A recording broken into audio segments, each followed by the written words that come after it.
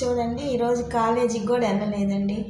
నేను అన్నం కూర వండి, దోసకాయ టమాటా కూర వండి, కాకరకాయ ఫ్రై చేసి నేను కాసేపు పడుకుందామని పడుకున్నానండి. టైం 3 అయింది. నేను తిని పడుకున్నా. దోసకాయ టమాటా కూర వద్దంట. నేను చూడండి ఎట్లా ఆర్డర్ పెట్టుకున్నాడు. పొద్దున్నుంచి టిఫిన్ చేయలా, అన్నం తినలా, బిర్యానీ కోసం అట్టనే ఉన్నాడు. ఆర్డర్ వచ్చినాక నన్ను లేపుతున్నాడు. ఇంటికి వచ్చిన తర్వాత ఏం చేస్తామండి, నాకేమి తెలియదండి ఫోన్లు అవన్నీ. అందుకని వాడు ఇష్టం వచ్చినట్టు నన్ను ఆడుకుంటున్నాడు. ఏముందని గిద్దరు బాస్మతి రైస్ అయితే అంత అన్నం వచ్చిద్ది. ఎంత వద్దో బాస్మతి బియ్యం. దాంట్లో ఏమేస్తారండి? అది చూడ ముక్కలు,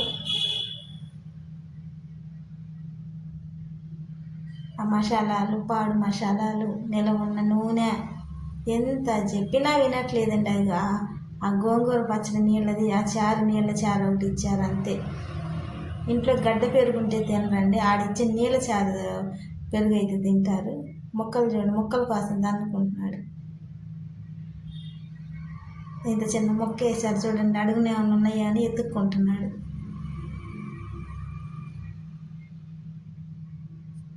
ఆ తినే 2 ముద్దలైనా బయట నుంచి తెచ్చుకుంటేనే తృప్తికి తింటాడు, కానీ ఇంట్లో వండింది మాత్రం తినడండి.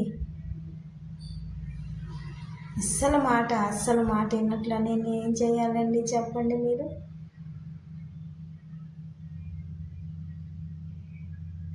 చూడండి ఏమున్నాయి దాంట్లో ముక్కలు చూడండి.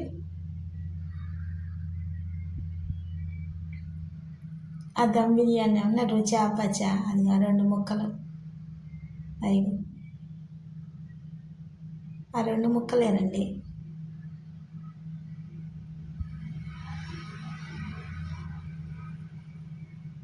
ఏముందో ఆ బయట తిండిలో నాకు అర్థం కావట్లేదు. చూడండి డాన్స్ చేసుకుంటూ తింటున్నాడు.